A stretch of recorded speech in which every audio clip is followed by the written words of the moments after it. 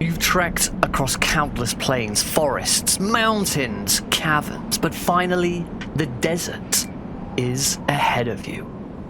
Across the sandy plains, you see the final fortress. You infiltrate, find, and defeat the boss with ease. Victory is yours. But as you sit in the crumbling base, you realize you're all alone, and there is no one coming to rescue you. You have only your memories and the games you hold so dear to keep you company. Can you survive? This is Desert Zone Discs.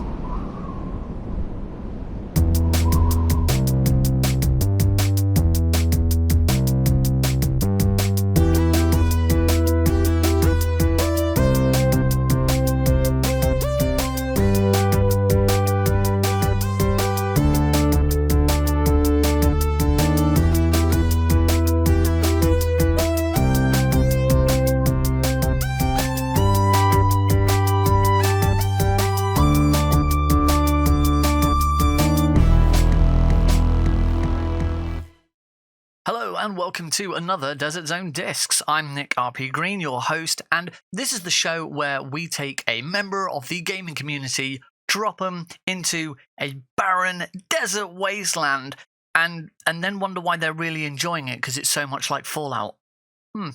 Last episode went really well, so we're back with another one. On to then my second guest, and this guy is a speedrunner. He is an admin for Killzone and Resistance speedruns, and he's also on the staff for Metal Gear speedrunners. Ladies and gentlemen, please welcome SRGTsilent. Hello, hello. I'm glad to be here on this early morning for me. Not so early for you, but this is when it worked out, and here we are. Hello, hello. Indeed. Welcome to Desert Zone Discs. So, Sergeant, you know the drill. You are an adventurer in the desert. You've defeated the boss, but now you're all alone. You've only got your tracks of music that you have picked, and you have picked a very nice, wide selection of different tracks that you're presenting here today. So the first thing I wanted to talk about, what is video games to you? Why do you play video games? What is it about video games that really gets you excited and interested and want to play? Wow. I wasn't expecting you to phrase the question that way right out the gate. Video games to me are just, it's a way to sit down, have fun, not so much escape from the world, but to get sucked into another world. It's a way to do something, have fun doing it, but also it's a medium that you can share with others. You can build skill on, so that you have something to not just share the game, but share who you are and what you're interested in a way that might resonate with others, because there's so many different video games out there, so many genres, so much, music and all of that contained within this one small media package, be it a CD or a cartridge. And that video games are a global medium that almost everyone can resonate, no matter what language or interests you have. That's a really, really good, solid answer to a very hard-hitting first question. I'm going to sort of try and lean into your first choice quite quickly, because I really liked the reason that you picked this track. For you, music in games, you find that there's something about the music that really sort of makes you want to play as well, isn't it? Yes, absolutely. Especially when, if you just pick a random game up, you don't know per se what genre it's going to be, what style it's going to be. You pop it in, and you might go, well, this looks terrible. I don't like the feel. But you know what is awesome? This background track, it's banging. It got that high energy, it got that movement, maybe it's a animated cutscene playing over it. It's the music sets the tone, it sets the mood, and it gets you absorbed into the world, because now you want to know what happens as this music track progresses, what happens as I progress through this game. and the intensity picks up or slows down, and it's really just a mood setter that gets you into a game. I know exactly where you're coming from. Actually, I got into Undertale just from listening to Megalovania. I heard Megalovania and was like, I really want to play this game. And to this day, I've never actually done a full death route of, so I've never actually listened to the track in the game. But that, you know, I'm the exact same. Megalovania, I heard that and I was like, this game looks awesome, and I bought the game, and I've never booted it. But I liked Megalovania so much, and the remixes that were coming out, and, you know, Bone Streusel's another good track. Hopes and Dreams is probably another one. I love the music in that, and the game itself is pretty good, but never booted it. Never played it. Undertale isn't the first game that we were leading into. This first game, it's actually a game, I'll be perfectly honest, I've never heard of it. So tell me about Wild Arms. Wild Arms was a PlayStation 1 Japanese RPG. It was released December, I think, 98 or 99. No, not 98, 99. Like 95, 96. It was released the month before Final Fantasy VII came out, so that'll give people a timeline. And as such, it basically completely fell to the wayside and became more of a cult game. Because Final Fantasy VII came out and everyone was focused on that, which was also a JRPG. It takes place in a very fitting world. It's a desolate desert wilderness, barren of most greenery anymore due to a cataclysmic accident. Someone understood the assignment. Maybe there was some, you know. But it takes place in a world with demons and magic and guns, and that already can throw people off. The moment you throw guns or technology and magic in the same world, that's a kicker. Some people go, wait a second, there's what in this world? I know I've introduced that concept to some people, and it threw them for a loop, but usually this game's really well received. I highly recommend it. There's multiple games in the series. If you wanted to play them, there are 7 you could play right now, but right now we're focusing on the first game, specifically is the one I picked. In fact, the first track of the first game. And what is it about this track that made you want to have it as the first song in your playlist?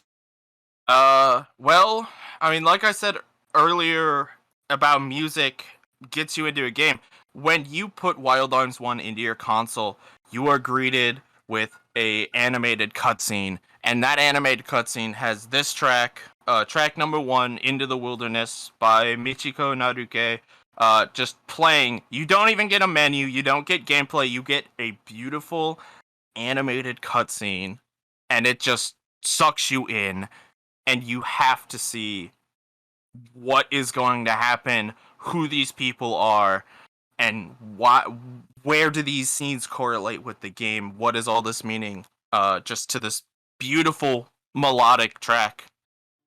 And is that how it hooked you in? Because I understand you didn't play this on the PS1, did you?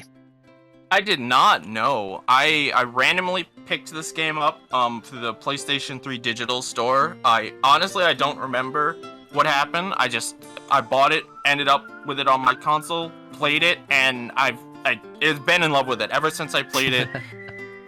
Maybe 2009. It's my favorite game of all time, straight up. I'm not really a JRPG player, and I love this game. It's the music and the game is so good. Fantastic. A beautiful opening then. This is Into the Wilderness from Wild Arms.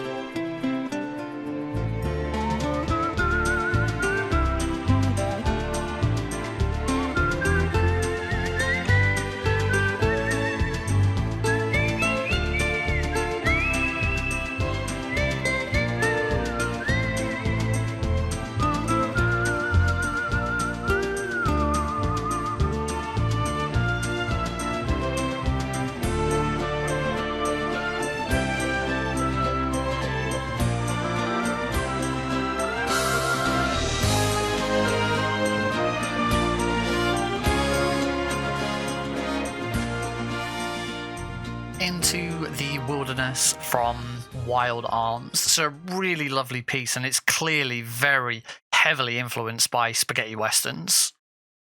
Yes, yeah. Like specifically, the story of Wild Arms was that it's a Japanese interpretation of the American Wild West in a fantastical sense. The cover art, you could see this large, what's known as a golem on it, and that is a good illusion, or not illusion, like lead in to some of the concepts of technology and its abandonment. And there's a lot of metaphors and meaning within this game that you'll pick up on if you play it. It's a very deep game, despite some of its translation issues in the English. So I'm assuming that means that it was quite good for you to have played that later on. If you played this, it's a PS1 game, but you didn't pick it up until you were on PS3. Does that mean you felt like you probably couldn't have appreciated it as well if you played it back then when it first released? Yeah, definitely. When I got into video games, my first ever console was a PlayStation 1 in, I think, around 96 or something. If I had gotten Wild Arms back then, I would have had no idea what was happening. I would have been too young at all. I was on much simpler games where you just pushed X to jump back then. What games were you playing when you first got your PS1? What's your earliest memory of having your PS1 and the games you were playing? Some of the classic platformers, really. I had Spyro, I had Ape Escape, but really it all comes down to Crash Bandicoot. I played a little bit of one. One was way too hard for me as a kid, but I remember being able to beat it. Crash Bandicoot 2, though, is some of my most vivid memories. I played hours and hours and hours of Crash Bandicoot 2, just beating it again and again. The skips, the gems, the collectibles, it felt good, it looked good. I sunk way too many hours into that game. Crash 2, Crash 3, I mean, the original PlayStation series is an absolute timeless collection. Absolutely. Obviously, for viewers may know, I speedrun Crash 1 on the Insane Trilogy. I love the Insane Trilogy. But there's definitely something about going back to those original PlayStation games and the charm that they brought. Yeah, absolutely, yeah. I played through NST. I thought it was okay, but people who know my channel know that I do not have a good relationship with NST. So I much prefer the classics, but as I just stated, I have a solid connection to that, so it would be hard for me to abandon the classics for NST or Insane Trilogy. And has that love of the games continued? Because obviously Crash is one of those series that's had its bumps in the road. Obviously, we had the first three. There was Crash Team Racing and Crash Bash on the PlayStation, and then there was the jump to the PlayStation 2, and that's where Crash kind of lost his footing a little bit. Yeah, Crash kind of started taking some weird directions. They went into the more 3D world. We got Nitro Kart, we got Crash Tag Team Racing, and then we got actual 3D platformers like and beat 'em ups like Mind Over Mutant and The Wrath of Cortex or Crash 4. I loved Wrath of Cortex. Going back to it, I can see why people had an issue with it, but I love it. Except for the loading screens. Yeah, on PS2, those loading screens are something fierce. I remember as a kid, I would boot Crash 4 up, or Crash Twalk. Sorry. When that came out, I was playing that before going to school, and I remember being so terrified. I would boot it, and I'd be like, I have time for one level, because these loading screens are so long, I'm going to miss the school bus if I play a second one. Vivid memories of that. And then after Twok, Twinsanity is the next game in the series, if I'm correct there. Yes, Twins was the next platformer. It's essentially canonically Crash 5, and this people are divisive on Twok, and then you get to Twins, and I think there's a majority of the Crash community who goes, no, that game, no. Twins was very rushed. The game is incredibly broken. If you ever watch a speedrun, I think it's less than 10 minutes to beat Twins if you do true any percent. Oh.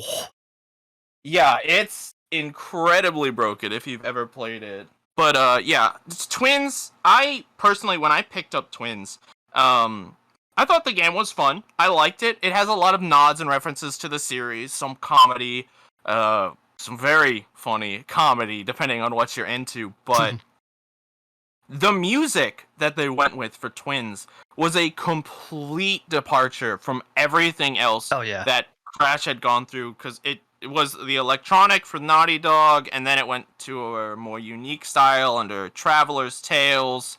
Eurocom had its own style for Bash, and then you get Twins.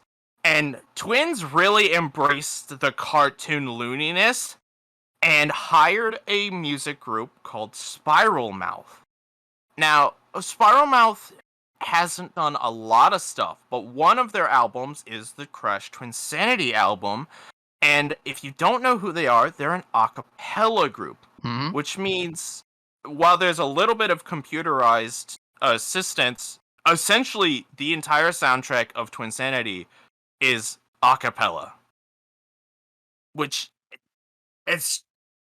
can you name a single video game that has an a cappella soundtrack? I can't off the top of my head think of just an individual a cappella track from another game. So yeah, having the entire soundtrack being a cappella it's insane.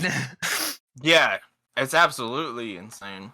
I remember playing the demo because the demo it's where you're playing as Crash, and Cortex is sort of in the background being chased by bees, and the a cappella it's Flight of the Bumblebees. It's an absolutely wonderful rendition of Flight of the Bumblebees. I know exactly where you are. Yeah. They keep up that energy throughout the entire game and the entire soundtrack. Yes, they very much keep that energy up. Like, the tracks really put you in what is going on. Not only are they jokes, like Flight of the Bumblebee, but as you said, Cortex is being chased by bees, and then he's being chased by a bear, and like you get this, just constant energy and anticipation of, oh god, I have to keep moving and keep Cortex safe.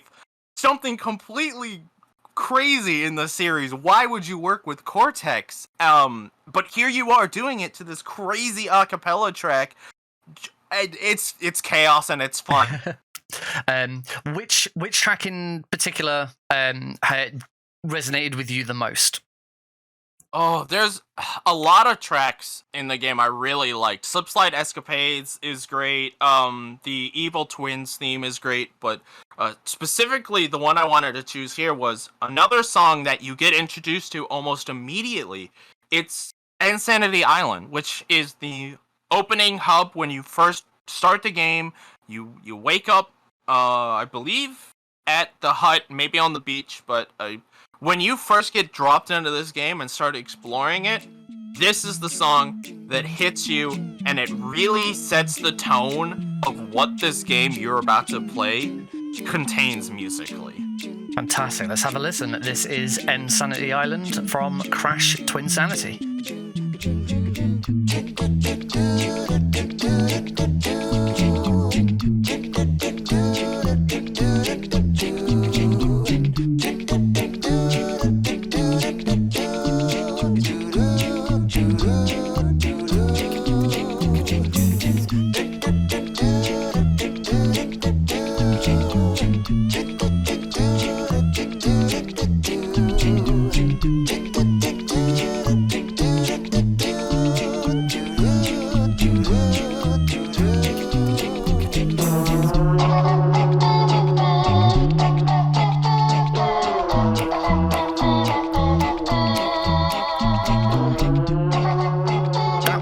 Crash Twinsanity N-Sanity Island.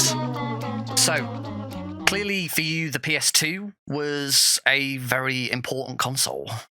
Yes. Yeah. PlayStation 1 into PlayStation 2, into PlayStation 3. I've pretty much been a Sony guy my whole life.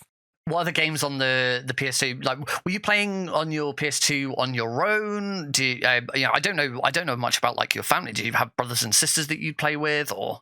Yeah. I have a couple. I have 2 sisters and a brother, all younger than me. But for the most part, none of them really got into video games as much as I did. One of the big reasons was I loved video games. If I wasn't on the console, it's because I probably wasn't home. So they didn't really have much of a chance to play it.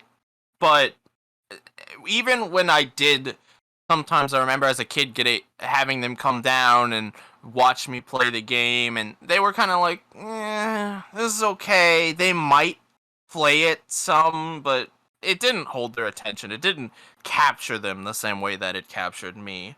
And so does that mean that for you playing sort of very early on with, still talking about PS1 and PS2, you played a lot of solo stuff? You didn't really have much opportunity for multiplayer stuff, or would you have friends over and play, or was it a very much a solo experience for you? For the most part, video games were pretty solo during that part. I didn't really get into multiplayer, competitive, or cooperative until the PlayStation 3 came out. When Resistance Fall of Man, which was a launch title, came out, that's when I really started playing multiplayer, cooperative, and competitive. Because the only person who's really interested at all in my household, whenever they tried to play a competitive or cooperative video game, they got motion sickness really bad. So I was pretty much forced to play alone. Cause I didn't really hang out with friends that much. I had one friend, but we didn't really have too many 2-player games on the PlayStation 2. Let alone 4-player games, because that console requires a multi-tap and all sorts of shenanigans. So you're playing these games on your own, and you've already talked to me about how much music is important to you in games, and also you have divulged to me previously outside of this that you do also play saxophone. I do, yes. I've been playing the saxophone since middle school, which I think is 10, 11 in America. I'm not quite certain the age range, but most people will know what that is. I picked altos. Technically, I started on clarinet because the place that I wanted to learn from was like, you should start on clarinet first, and I very quickly was like, no, I don't like this. Just give me a saxophone. So I started on an alto. I played alto for 5 years, and then in 11th grade, I was given a baritone saxophone, which is 2 steps below. You go tenor, then you go baritone. And I picked that up for the high school jazz band, and I went to town on that thing. I fell in love with it. I started rip-roaring on that Barry. I was like, there's the drum for the rhythm. I was the Barry for the rhythm. People were like, oh, you hear that Barry? It was fun. But yeah, I love the saxophone. I love all the different sounds and music it can play. The description of the saxophone, it's I believe Sax, the guy who designed it, he's quoted in saying it's the closest instrument to sounding like a human voice, which is a very interesting quote. But yeah, I really resonate with it. I love it. I haven't played it in a while, but it's hard to find a group to play music with nowadays. But I love sax. Yeah. Did you find it easy to get a balance of spending time with games and spending time with your music, or was that a challenge? During high school, I also did marching band, and for a while my priorities were definitely not correctly sorted. I almost got kicked out of the marching band because I was refusing to memorize my music. and the instructor sat me down and he said, "Look, if you do not do this and come back the next day with this memorized, Ooh, you're gone." now that's Like, an ultimatum. he straight up told me that, because I'm gonna be honest, I was not into it. I was not being a great person. I was not at a great place in life, and I went, you know what? I like music. I like this. I was a jerk. I'm going to fix this. And I put much more focus into my music. Found a way to balance it, but yeah, it definitely was a bit of a struggle to make that work. And I decided I loved music enough that I was willing to sacrifice on video games to make music work. Fantastic. And has that led into anything in later life? Is it still just a hobby? What do you do with that now? Unfortunately, it is just a hobby. I've been talking to friends, trying to see if we can get, a small group together or something, but I'm not. Right now, I just have a saxophone sitting over there crying because I don't play it. Oh, But I am trying to pick up a new baritone sax, hopefully this summer, because it's almost impossible to buy a saxophone during the winter. School and all instruments are crazy. And once I get that baritone, I'm going to start really dedicating some more time to that. Maybe even introducing it to my streaming career. Ooh. I have people tell me all the time they want to hear me play sax, and I know there are channels out there that play saxophone on Twitch, and they do quite well playing the saxophone. That'd be amazing. Well, let's move into your next track, because I believe this track is a really nice blend of the two mediums that we've just been talking about. Yeah, absolutely. This is the next track I picked was called Nightclub from Time Splitters 2, which basically it was this game where you end up having to time travel, which is time travel is a concept that's always fascinated me. So that helped kick me into this game. This game kind of is one of the first FPS games that I really got into. I loved playing it despite having to mostly play it alone. It does have a wonderful co-op. I did try multiple times to get people to play it, but being X-Rare, it has really janky FPS controls. But it also has one of the best multiplayer experiences, which I've now played a lot of, versus bots, versus other players. Tons of modes. You got Virus, which or Infection. You got Vampire. You got Juggernaut. You got Deathmatch. You got Capture the Flag. You got crazy characters. You can play as a squid. You can play as a monkey, who's literally odd job. You can play as all the characters and enemies from the story. There's a narrator who, when you punch someone's head off, he goes, "Headshot."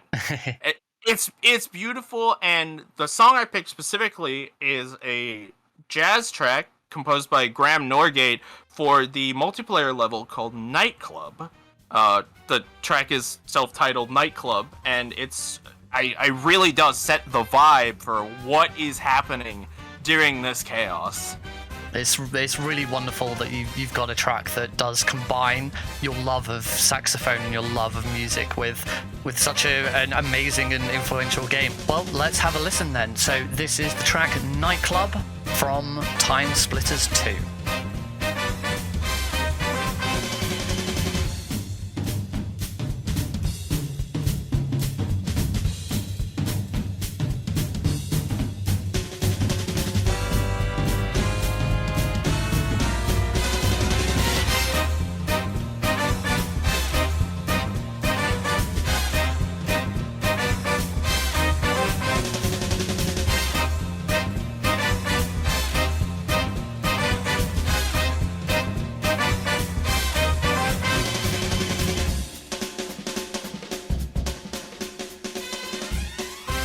That was Nightclub from Time Splitters 2.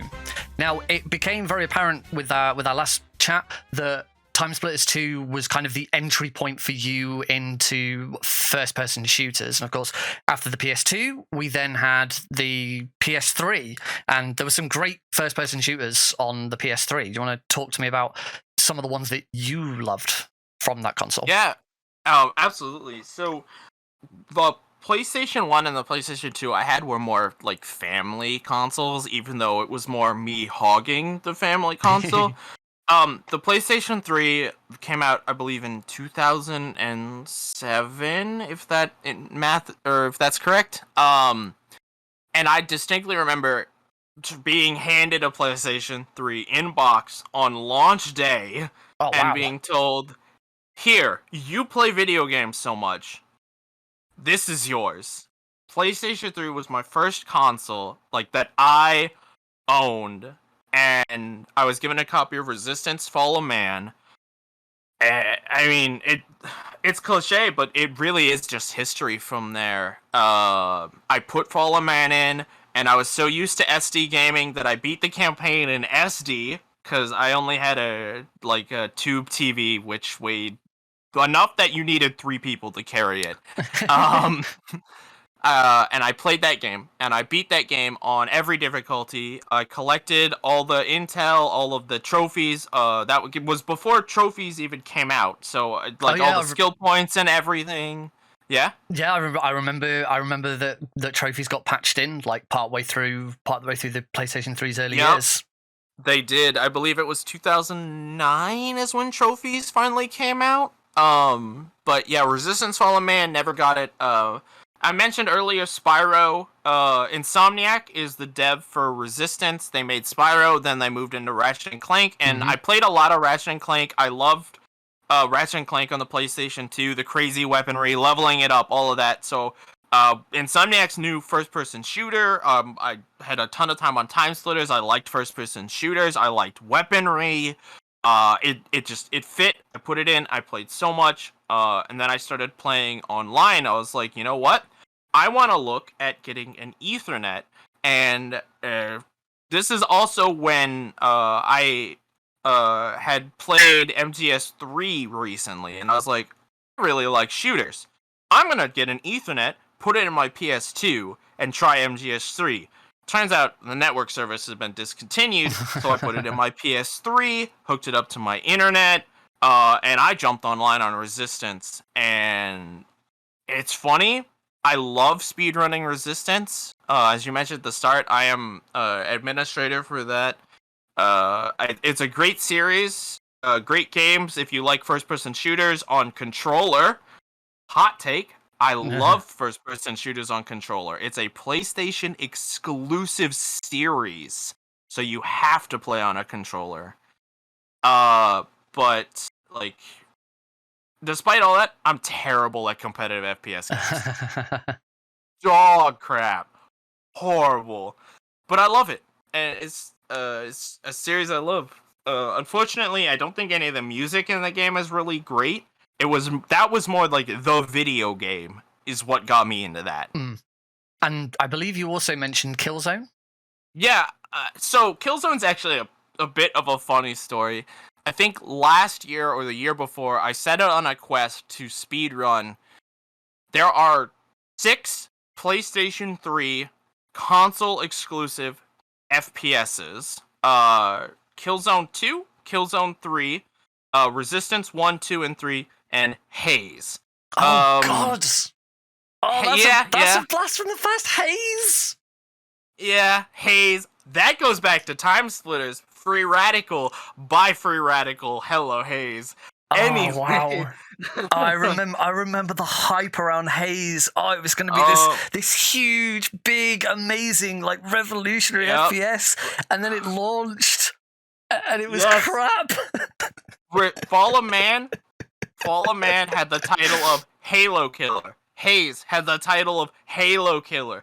Killzone 2 kind of had the title of Halo Killer. Obviously, all 3 of those are locked to the PlayStation 3 console. Don't think any of them killed Halo. But during my quest to do runs of all of these, I successfully did runs of the Resistance series and of Haze. I currently have world record in Haze. God help my soul. I got into Killzone, and I did a run of Killzone 3, and I said, hey, to the moderator of that series, Solid Spider Snake, I said, hey, I'll help you mod Killzone 3, and he was like, you know what, I don't really speedrun these games anymore. do you want to be admin of it all? You already made the Discord, and that kind of started. Here I am. I now am admin of 6 more Killzone, or 6 more games in the Killzone series. I've done a run of 4 of the Killzone games: the PlayStation Vita one, the PlayStation Portable one. Sorry, 3 of them. And Killzone 3. I physically cannot play Killzone 1 or 2. They make me ill, and Shadowfall. All 3 of those games make me ill. I don't know what it is. Motion sickness or just the camera, or that is motion sickness, or them not being fun. I don't know, but I just physically can't play them. So unfortunately, I'll never complete my quest of speedrunning all 6. But yeah, that's how I got into Killzone. Which public disclaimer, I don't really like the series that much. But before we move away from you speedrunning these FPSs, I have to have you explain to our audience the weirdest, craziest piece of speedrun tech I have ever heard of. I hope you know where I'm going with this. I have a pretty good idea. Could you please explain to us how you reduce the loading times? I believe that's it. Is it Resistance 2? There was a bit of a commotion that came out in the speedrunning scene, specifically related to Battle for Bikini Bottom. They knew you needed a specific hard drive for the best loads, and the best way to induce lag was to rapidly pause spam to essentially lag the game and clip through. And then they found, this is called lag clipping, and they found that you could actually artificially induce this on any console by putting fingerprints on your disc. That jokingly turned into putting ketchup on your disc. Please do not put ketchup on your disc. So Resistance 2 has a bug in it called dialogue bug. Basically, what happens is there are specific scenes in the game that cannot progress until all scripted in-game dialogue has been said. We did not understand how this works. We couldn't consistently do it. When I say we, specifically, I mean me and another speedrunner, Bonesaw of 577. Me and him, I'd say we're pretty good friends. He ran this game. I picked it up from him, because he had world record at the time, and we were talking about it, and it was very random when it would happen. We sped run on a disc copy because the digital version has the glitch we need to use patched, and that glitch saves a ton of time. And I jokingly said in his chat, maybe it works on the same principle as Battle for Bikini Bottom. Maybe just smudge your disc, see if that fixes it. I don't know, lick the thing. Next day, I wake up, Twitter post. So it turns out if you get your copy of Resistance 2 dirty, dialogue bug is consistent. I was like, I was kidding. No. So now you speedrun Resistance 2 by putting fingerprint smudges on your disc to save at least a minute. It's amazing. I've only been speedrunning seriously for like the last year and a half. But out of every story that I've heard, it's the weirdest. And like, obviously, it goes up to sort of meme level about smearing ketchup on it. It's like every time I hear it, I can't help but laugh because it's just so wacky. It's amazing. I've talked to people about it, and people get so upset about it because it's borderline hardware manipulation. I've literally gotten in almost a fight with someone over whether it was okay or not to do this. It was like, I can't stop you from doing it. How am I supposed to tell you? No, you must polish your Resistance 2 copy before every run. Like, I can't realistically be expected to do that. Oh, that's incredible. Wow. All right then. So from there, I'm looking at your list. We talked about this in the break. How the heck do we get to Ms. Pac-Man Maze Madness from here. Why have you picked this game? That. Literally just like that. I am known in most of the speedrunning communities I'm in as I think here's a good way to summarize this. Speedrunner from the community Plywood has a list of things I have said and done, and one of his most common responses to things I said is, "Of course, Sarge would know about that." I have a reputation of literally playing so much. I buy junk on the PlayStation 1 and the PlayStation 2 and the PlayStation 3 just to play it and see, is this good? Do I want to do a speedrun? I browse speedrun.com. Does this game look like it has a fun speedrun? I've watched speedruns for Futurama to Pringles. I just all over the place. But Miss Pac-Man, was actually not so much speedrun related. I met Joester98, who's a pretty prolific Pac-Man speedrunner. We were just chatting, and he mentioned Miss Pac-Man, and I remember I had grown up with Miss Pac-Man Maze Madness as a kid. I still have my copy lying around, and I replayed it, and I was like, the music in this game is great. It is so underrated. Like, Miss Pac-Man Maze Madness did not have a great audience. I am almost certain, but I promise you right now, go look up the OST. It's like 40 minutes for every song in the game. There are so many bangers and puns. It's great. Like the first level, Cleopatra. Huh? Nice. Nice.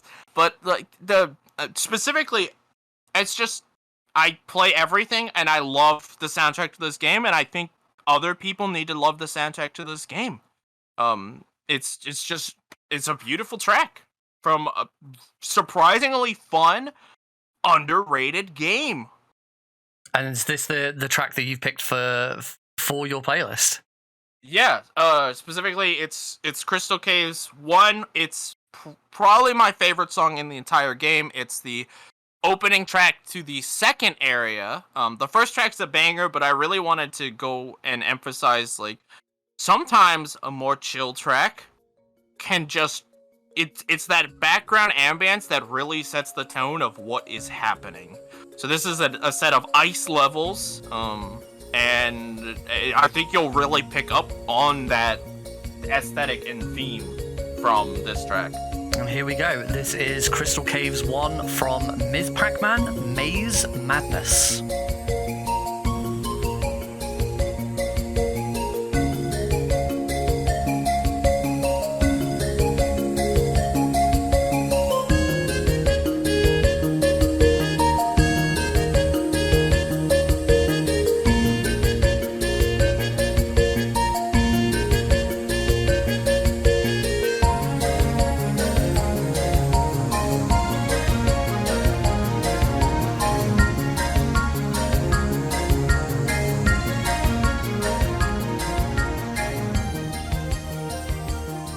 Was Crystal Caves 1 from Ms. Pac-Man Maze Madness. Now, you said that the line that Plywood loves to come out with is that it's not a surprise that you've played it. Talk to me more about this just sort of random nature of just picking out the most obscure games you can find and playing them. So, I mean, sometimes it's as simple as, hey, streamer, look at this game, and it's in my eBay shopping cart. Sometimes it's, I remember this game from being a kid, but I've never actually played it. Let's finally do that. It'll be content for Twitch, whether I like it or not. Sometimes people like watching you suffer through abysmal games that used to be made. Like, I play shooters. I play action adventures. I play platformers.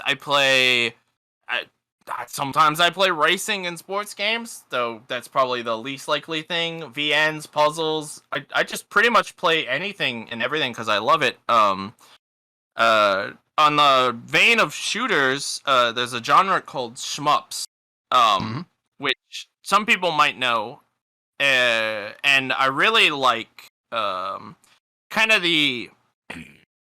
It hasn't really come up yet, so I think this is a good time to mention it. When I was growing up, there was this kind of meme about music called Fairies Air and Death Waltz, and if you Google that, you'll see the piece of music, which is just meant to be an absolute joke. It's not realistic, but I also knew about, I learned about this game from forums called Touhou, and I always thought it was cool, but I'd never really had a computer or a PC to play it on. So finally one day I'm like, I'm just gonna Google this and see what I find, and I got Touhou 6 and Touhou 7, which I think were the first two games on basically quote-unquote modern-day computers. Before that, it gets a bit sketchy. My knowledge on Touhou is not incredibly great, but, I mean, yeah, it was just another game I picked up, and I fell absolutely in love with Touhou 7. I've even done speedruns of Touhou 7. Naturally. Naturally, yeah, okay. I feel like I'm being judged here. You come across as someone who, just you said yourself, you just look for these random games and just decide, do I like this enough to speedrun it? Yeah, I'll speedrun it. Yeah, I'll do one run and then I'll throw it in a dark corner and never touch it again. And was that the case with Touhou as well? Did you no. touch it once? I actually have done so really funny story about Touhou. I tried Touhou again and again and again and again, casually playing through it, and I could never beat. I get to stage 4. It's typically a 6-stage game, and I would always lose at the very start of stage 5. And I'm in the Ape Escape community, and I'm friends with a runner known as I Have No Name, or IHNN, who speedruns Touhou as one of his main games. And I was just casually talking about how I love Touhou 7. It's my favorite game in the series. I've played, I think, 4 or 5 Touhous, so it's not a big thing to say, but out of the ones I've played, it's my favorite. And I mentioned I was stuck, and he's like, have you used focus mode? And I specifically said, what's focus mode? And he literally, I could feel the facepalm. He's like, did you know if you hold shift, you enter focus mode and move slower? And as soon as I learned that, I booted the game up and I beat it first try. And there was more than one person facepalming at not knowing what one button on a PC gamer, and I think this is a great example of I am not a PC gamer. You hold shift and the whole game changes. But yeah, since then I've done a couple runs. I think I have either second or third place on Touhou 7. That's the only one I've done speedruns of. But again, I got into Touhou because going back to the whole point of the podcast, the music in it. Zan, he develops the music, he develops the game. It's pretty much a complete solo project. He's put out like 30 games or something under the Touhou flag. Just looking at the Touhou wiki, it's got the Guinness World Record for the world's most prolific fan-made shooter series. There are 31 games in this series. Yes. The Zun and the fans, it's niche, but it's almost like cliche niche and overdone. But between, the music, I love Zun's style, the electronic genre, the approach he takes, it really encapsulates me in the game. And my favorite track from the 7th game is Necrophantasia, which shockingly is not the one I put here. Well, we can talk about why I didn't put that one when we get there. But yeah, I love the series. I love the genre of music. The gameplay is pretty fun. is actually a lot of skill in shmups. The biggest joke about shmups is there's more than the bottom of the screen. If you've ever played a shmup, you know what I mean. But also, this is kind of the start of, while I'm not a Japanophile, this is kind of the start of, I got really interested in Japanese theming, in cherry blossoms, and Shinto shrines, and yokai, and all of that stuff. Oh, And wow. that really opened my interest into that genre. Excellent. So let's talk about your track. You said that you didn't pick what your favorite is. Correct. I did not pick Necrophantasia. I felt that the track wouldn't translate well to this audio format. It's a bit crazy and high energy and intensity, and I didn't really like the audio recordings I could find. So I went with UN Owen Was Her, which is Flandre's theme from Touhou 6. It fits the same role. It's the final boss, the big ultimate baddie. This is the theme that plays during the climactic ultimate battle. And what Zun has done, the reason I pick UN Owen Was Her is because Necrophantasia actually samples off of this song, which again samples off of Fairies Air and Death Waltz. So if you ever listen to these tracks together, you can really notice that Zun built a lot of his super high octane library off of this track. Excellent. Let's have a listen. This is from Touhou 6, Flandre's theme, UN Owen Was Her.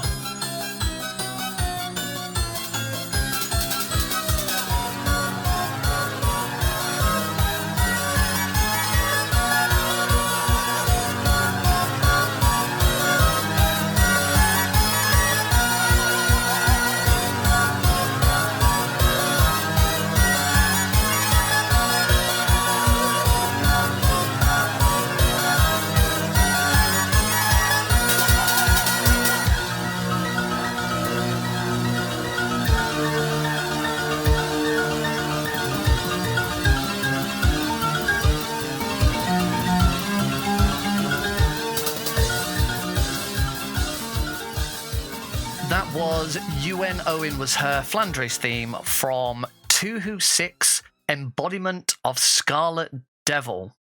Very, very niche, but as I said before, a huge project from Japan. And you said that this was a series that really got you interested in Japanese culture and Japanese video games.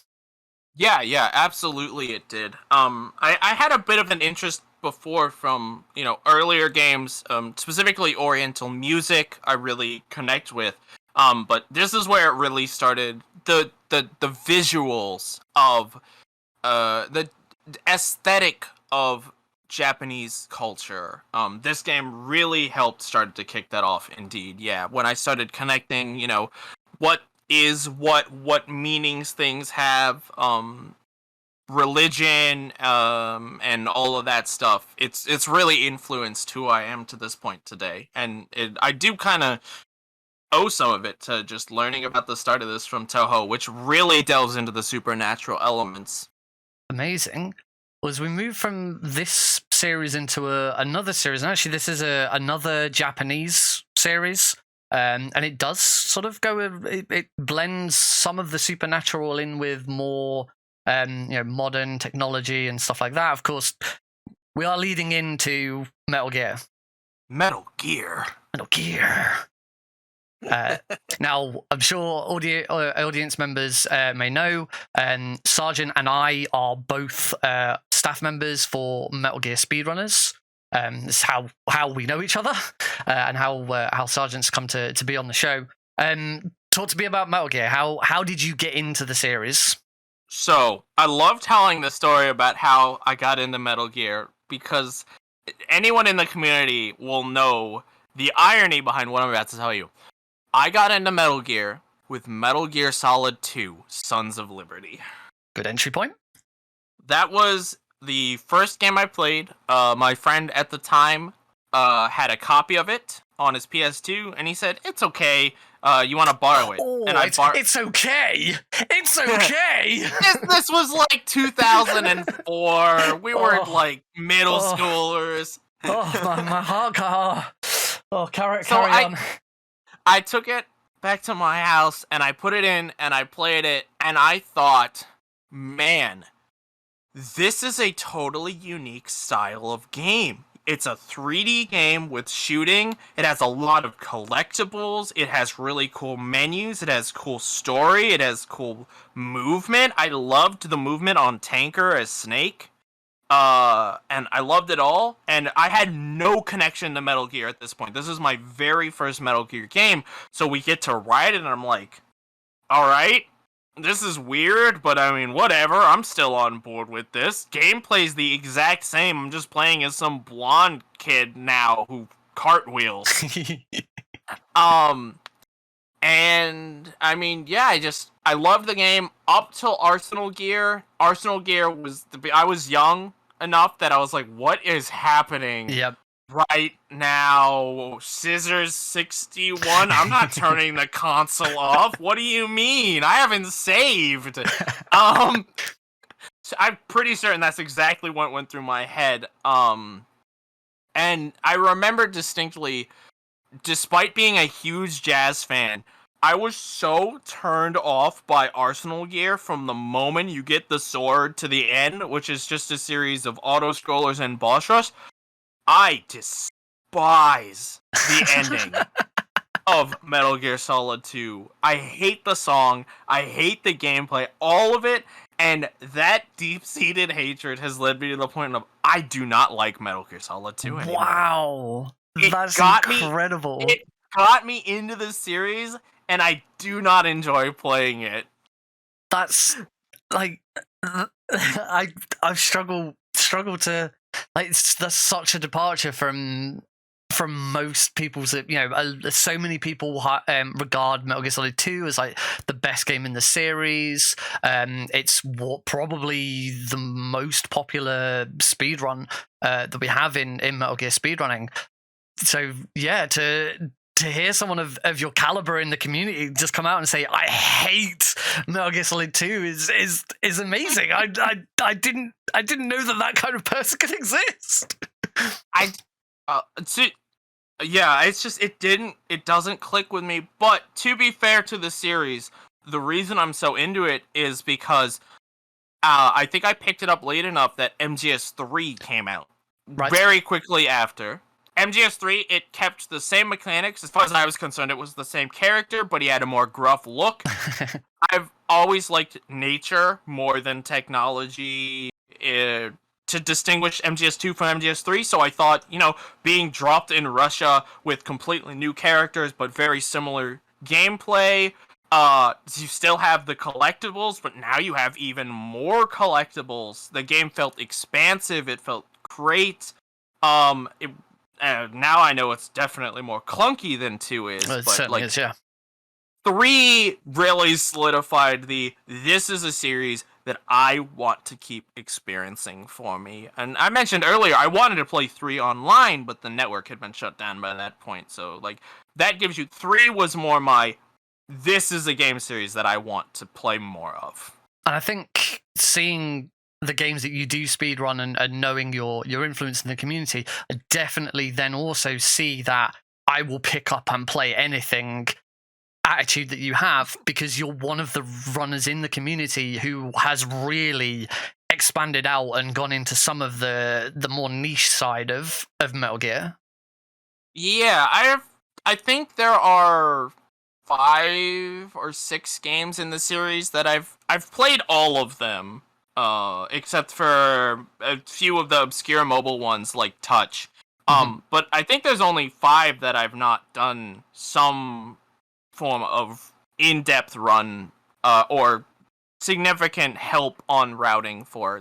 Even Survive. I haven't done a run of Survive, but I contributed a pretty significant find to that game, which just shows to show literally anyone can find something. You just gotta play the game. Wow. But you speedrun the MSX games. You speedrun Meso Gear, which is obviously we already know that you have a big influence in the Ape Escape speedrunning community. So obviously those two things coming together must be like an absolute gold mine for you. I absolutely love Meso Gear. It was indeed a gold mine. At the time, Snake vs. Monkey was another. It's the MGS3 alternative to the collab. I liked it at the time. Going back to it now, the clunkiness of MGS3 on the PS2 makes it really hard. Plus, the speedrun, if you've ever seen it, is just throw flashbangs everywhere. That's not a fun speedrun. No. But I mean, yeah, the melding of the two series was definitely alright, this is amazing. I love what they're doing here. For audience members who don't know, Metal Gear Solid is a bonus game in Ape Escape 3 for the PlayStation 2, where you play as Pipo Snake. You play as a monkey dressed as Solid Snake, and you basically play a little bonus Metal Gear Solid style game, but in the Ape Escape 3 engine and world. And it's lovely. I actually played it myself casually recently for the first time only a couple of weeks ago. I was then heavily encouraged to try speedrunning it by Sergeant here. Yes, that did happen. My first ever 100% just casual run of it that I did. It was like, you know, I wasn't intending to speedrun it, but at the end of it, both Sergeant and House, my previous guest on the show, were both like, submit it. I was like, but it's like twice as long as like any other speedrun. It's like, yeah, but there's only 2 other times on the board, so you're already guaranteed third. I was peer pressured into submitting a speedrun. But now you have a reason to go back and run it again. Oh, most certainly. Oh, it is wonderful. But let's talk about the music of Metal Gear. Now, you know, I'm sure this is a topic I'm going to bring up with lots of guests, and we could go on for hours and hours. But I absolutely adore the game and the track that you have picked today. So tell me, let's not go straight onto it, but talk to me about the music in general for you, where you sort of lie with the different games, and then why did you pick this? By the time I was getting to the point where I could start to understand Kojima, the developer of Metal Gear's intentions and design, I started to realize how influenced by filmography he was. Oh, absolutely, and yeah. You can see that in the music he picks.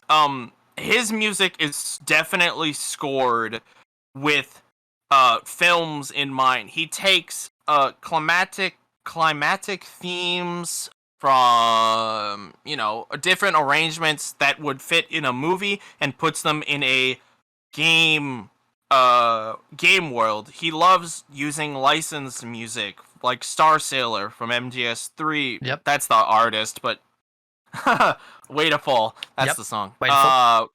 MGS4 uses Here's to You, arrangement by Rico E. Vincenti, I think is the Italian pronunciation. Something similar like that. In Peace Walker, he uses Koi no Yukihiri, which is Paz's theme in English, arranged by a very prolific Japanese pop singer.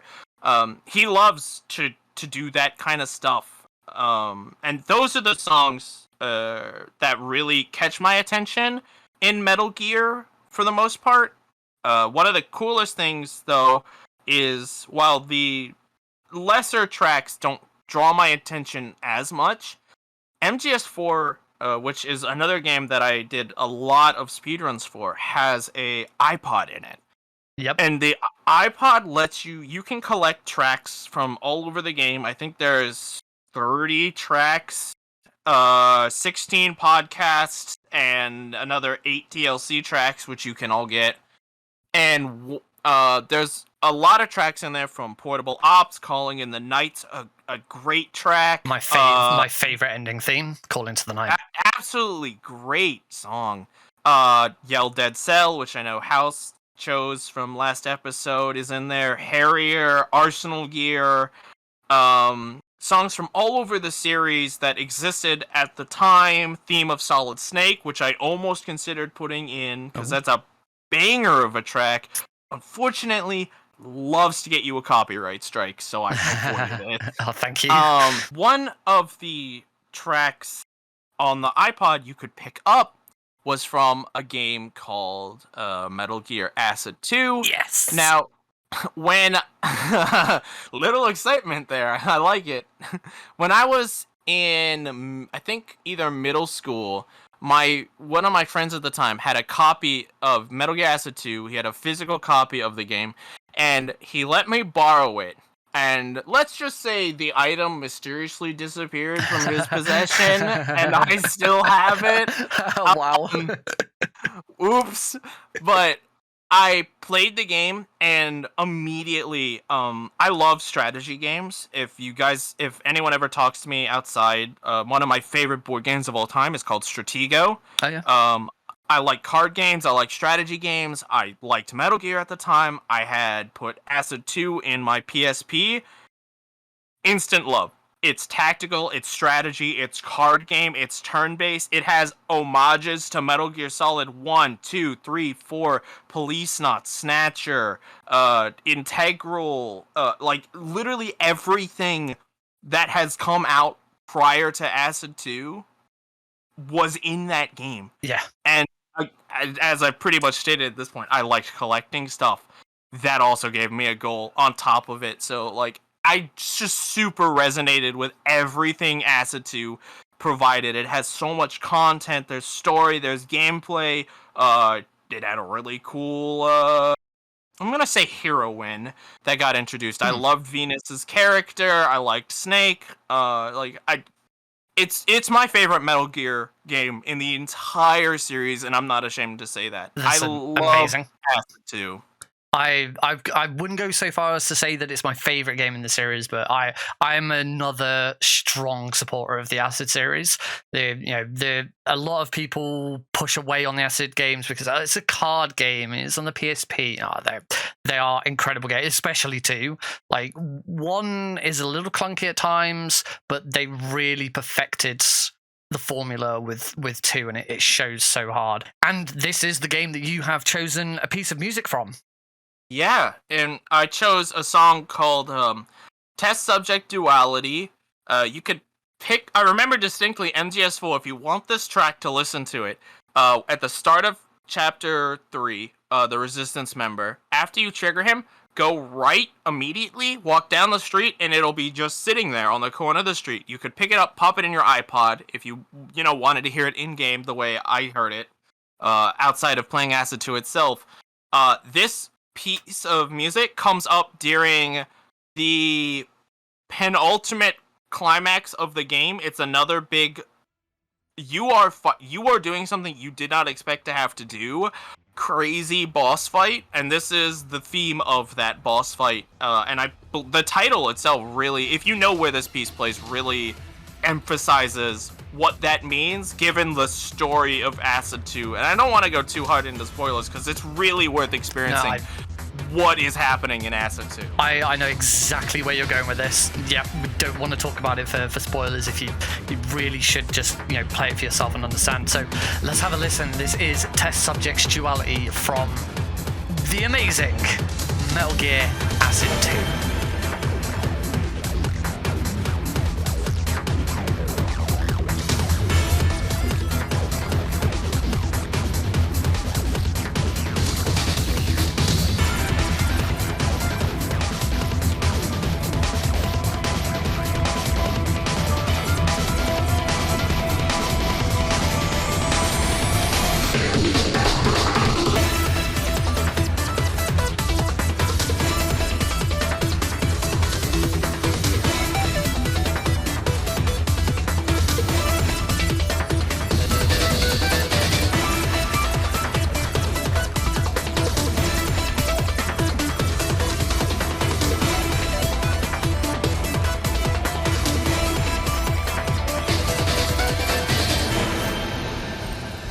That was Metal Gear Acid 2 Test Subject's Duality.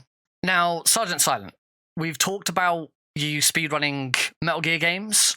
We've talked about all of the really random games that you've looked to speedrun and your involvement in like Resistance, Killzone. The one thing that we haven't touched on yet is how did you get into speedrunning in the first place? Okay, so I think I'd go a little bit further back to how did I get into streaming in the first place is probably a little bit better of an origin point. So I started streaming in, I think, 2017. I had a PlayStation 4, and at the time, I would say I was being not harassed, but my situation was, why are you wasting so much of your life playing video games? Go out and do something with your life. And that was not very good for me mentally, so I needed to find a reason to play video games, have fun playing video games, but make it look like I was doing something that mattered to me and to the outside individuals who were influencing me in this way. So I had a PS4, I was playing my favorite game on the PlayStation 4, Neo, and I said, PlayStation can go live on Twitch. I have a Twitch account, which I've not touched since I made it. Let's try this whole streaming thing out. And I went live on the PS4 and started playing it, and it was cool. And I enjoyed it, but I wasn't really, getting a lot of numbers. I only had one viewer, and it was someone I knew IRL, which makes sense for when you're starting streaming. Of course, yeah. And at the time, I was a really, really big fan of Grand Pooh Bear, who you guys might know as a very prolific Mario speedrunner. He speedruns games like Super Dram World 1 and 2. Those are probably his biggest games. And I thought, okay, this is entertaining. It's playing a game, but it's not just playing a game. It's playing a game with a goal, with an objective to it. Beat the game as quickly as possible. So I learned about speedrun.com. I learned about getting a capture card. Just asked him some questions, and he told me in the middle of his stream, this is how it works. This is what we do. This is the kind of stuff.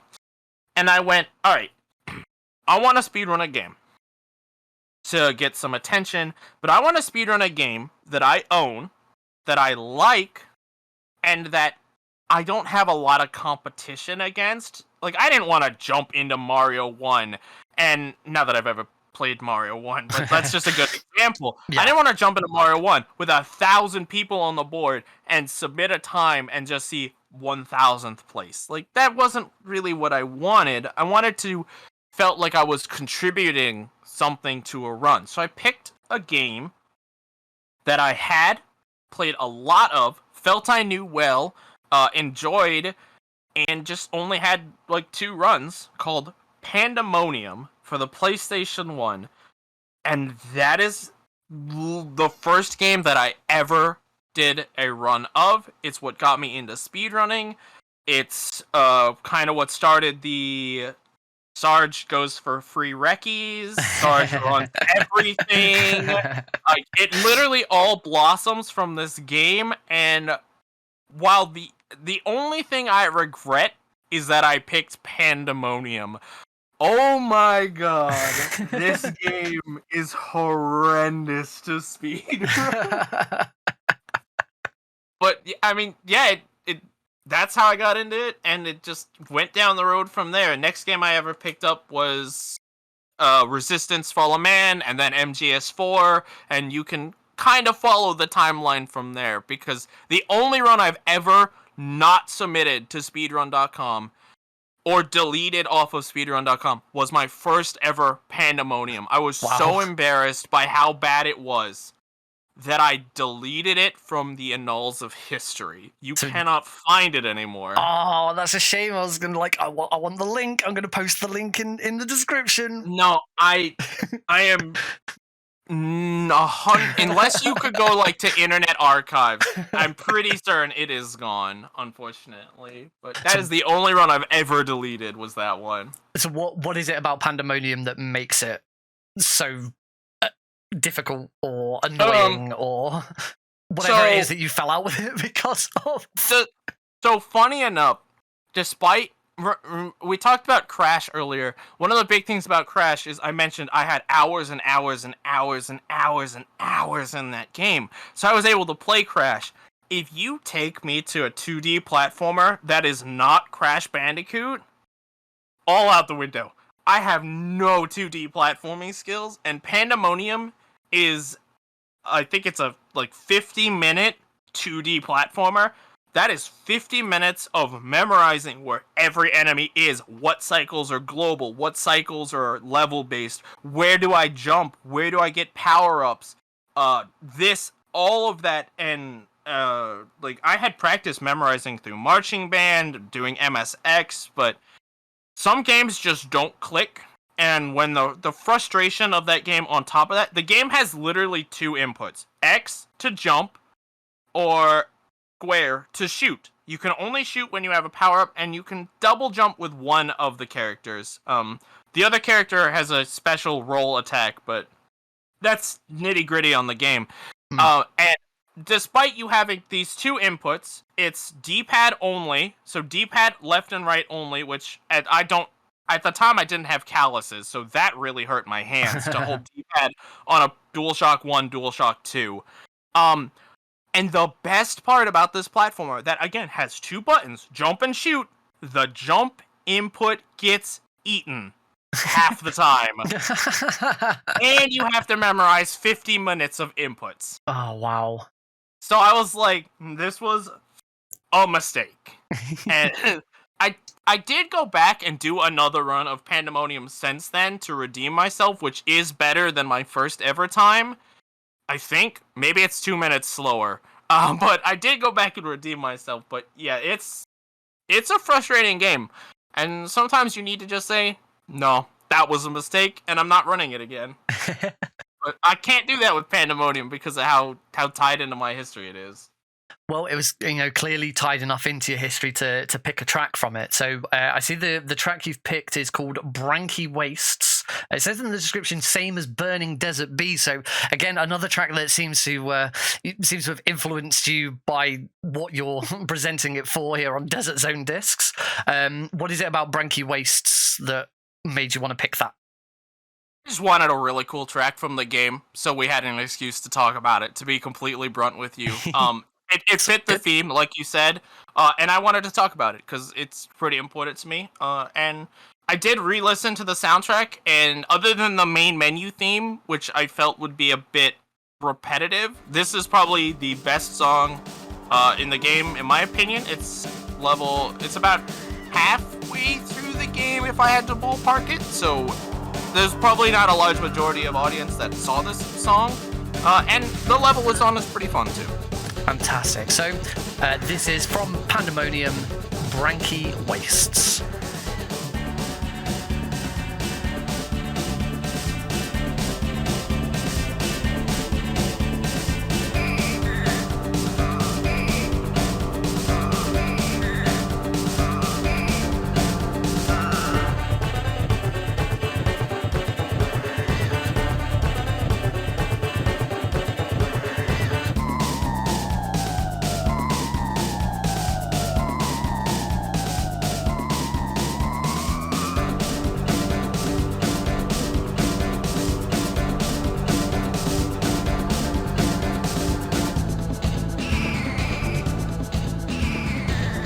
Wastes from the PlayStation 1 game Pandemonium.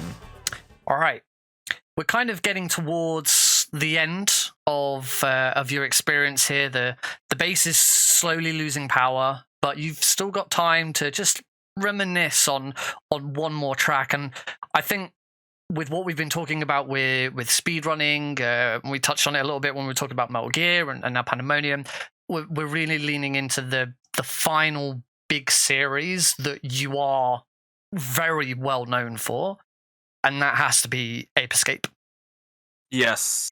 I think whenever Ape Escape comes up in the Metal Gear Discord, for example, people start going, oh, here comes Sarge, turning the server into an Ape Escape again.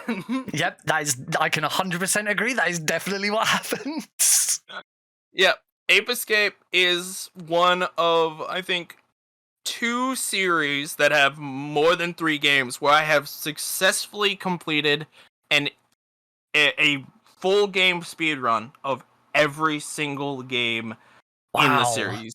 There are 14 mainline Ape Escape games. Oh, wow. Well, quote unquote mainline. There are 14 Yeah. games in the series. Then Meso Gear, Snake vs. Monkey, so that's another 2. There's a mobile phone game for 15, which I've done a run of. I've if there's like an Ape Escape game, I've done a speedrun of it. It's Amazing. my favorite series. I love the music. I love the gameplay. Again, collectathon. If you guys have played Ape Escape, Oh, yeah. that's Massive. literally what you do.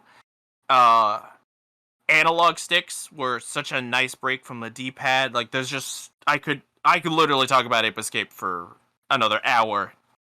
I love it. Is that because did you like play Ape Escape 1 on your PS1 when you first got it, or was this a series you got into later in Ape Escape's lifetime? So I believe I definitely played Ape Escape 1 when it came out to the PlayStation 1. It's another game where when you boot it up, you're immediately given a great cutscene of the main enemy. He's putting on what's known as the peak point helmet, and then it just drops. The electronic music kicks in, monkeys start escaping, you just see this 10-year-old running around, and it's like, what is happening? This is chaos. I have this new controller with analog sticks in front of me. This is going to be crazy. I definitely played the first game when it came out, played the second game when it came out, played the third game when it came out, those being Ape Escape 1, 2, and 3. And then from there, those were pretty much the only 3 I'd played, for the most part, until more modern, like 2018, 2019 is when I started picking up other Ape Escape games, but like those 3 games alone had enough of an influence that I love the series. I love the music, specifically Soichi Terada, the composer for almost all the Ape games. Didn't do 2. There's a few others he didn't do. He is a electronic musician, very influential. A lot of his music is jungle based. He just released a new album, Asakura Light, I think it's called. Literally just came out. If you like jungle or electronic music, highly recommend you check him out.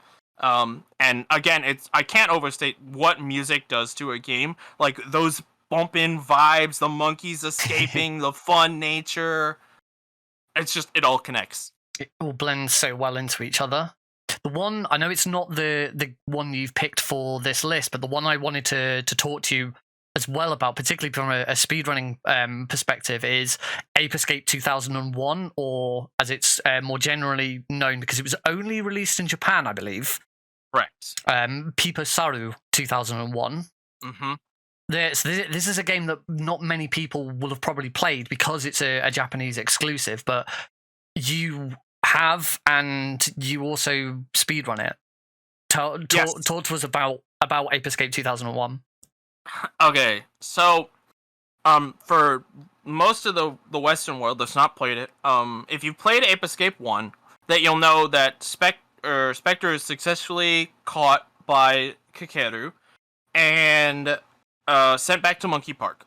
And then the next game we got was Ape Escape 2, where you are immediately introduced to a cutscene of the main character, Jimmy, or Hikaru, loading a bunch of pants onto a transporter, and mixing with these pants is a monkey helmet. And that starts the whole game of 2. And if you've ever wondered, why are they teleporting pants? Let me introduce you to Pipa Sadhu 2001. So, PS2 Japanese exclusive. The rough story is that after Ape Escape 1, Monkey Park is undergoing renovations to prevent this from happening again. And the professor, one of the more important characters in his lab, has created a virtual space so that the monkeys can sit in this space. while Monkey Park undergoes these renovations, and there is a lot of monkeys. There are over 1,000 monkeys in Monkey Park. I believe it's 1,200, give or take 10 to be precise. And PETA's the joke we use. Monkey Park calls the professor and goes, "Hey, so all those monkeys, yeah, before you give them back, please clean their pants." And the professor goes, "What? We literally just put them in, clean their pants." Click. Professor goes, "Oh no." And then at that exact moment, Kakeru, or Spike, the hero from the first game, walks up and the professor goes, "Aha! Spike, you're going into the virtual space. Here's my new gadget. Sucked in pants." And that's the game. That's what happens. I recall watching one of your speedruns of it recently, and it's just the wackiest, because it's a departure from the series. You know, Ape Escape is normally about catching monkeys, but this time it's about vacuuming up pants. And it's amazing just listening to a speedrun where the word pants just keeps getting repeated over and over again. But you recently, let's talk about GDQ, because you didn't actually get the opportunity to show this at GDQ, if I recall. Yes, it was accepted as a backup run. Specifically, they accepted any % expert, which completes the game as quickly as possible on, essentially, it's New Game Plus, but it's a harder version of New Game Plus. So they accepted that category on a backup, but I didn't get a chance to run it. No runs needed replaced that were about an hour, which was my estimate at the time. So it was in there, but it was only on backup. And unfortunately, the GDQ website doesn't show backup runs without clicking a few tabs. So I don't really know how many people saw it was in there. Plus, the game it was, you wouldn't even know what it is. Yeah. Yeah. But yeah, it was cool to see it accepted. Yeah. Still, you know, as much as it is disappointing that you weren't in there, it's still an amazing achievement that a game that is obscure like this did in some way make the roster and get there. And if anyone is really interested in seeing Sergeant's run of this, Metal Gear Speedrunners does a series called Warning Shot. Warning Shot is where we take the runners who are going to be presenting or who are on backups for GDQ and let them do basically a practice run, a practice showcase of the runs. It doesn't have to be a Metal Gear game, because we had Nier Automata on that Warning Shot as well, and Sergeant got his opportunity to display that there. So please, there will be a link in the description on YouTube if you're watching this on YouTube. Please go and check it out, because it is an incredible run. It's hilarious, and yeah, like if you want a good speed run to play a drinking game to, just take a drink every time you hear the word pants, and you're gonna get knocked out pretty quickly. No, Nick, don't tell them to do that. I just couldn't stop laughing every time, just every few seconds. Pants. No, it's great, and as I say, it's still, you know, an amazing achievement to even just make the list for GDQ. So, you know, congratulations for that. It was well deserved. Thank you very much. I'm hoping I'm able to submit it and get it in to actually show, but we'll see. Fingers crossed. So let's actually move on, and this is your final track. We're going back to the original Ape Escape. Tell me about this track. So I mentioned earlier that I got really into Japanese mythos and architecture and design, and I think that this was the origin that started blossoming that love for the culture and the architecture. This track is Sushi Temple. It happens pretty late into the game, just before you... If you don't know the story of Ape Escape 1, basically you get sucked back into time, and you slowly travel your way through time as a 10-year-old kid, collecting monkeys, stopping them from ruining history. And when you get to the medieval era, which consists of a medieval castle, the Great Wall of China, essentially the Great Wall of China, and a Japanese Edo period temple. The Sushi Temple, what is the name of that Japanese level, and you're gonna hear a lot of those Oriental vibes in there. It's straight up, it's my favorite track of the game. I love the level. I love the music, and I mean, it's just whenever I need to listen to an Ape Escape 1 song, my go-to is Sushi Temple, and I love, like I said, I love the game. I love the track, and it really brings me back to a place of comfort. Fantastic. Well, to close us out then, from Ape Escape, this is Sushi Temple.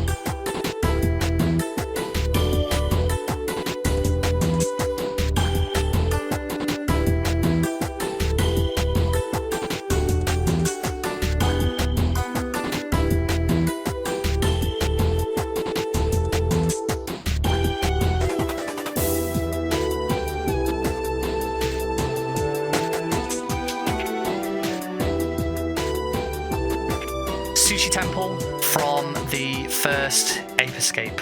Well, SRGTsilent, the time is slowly coming to an end.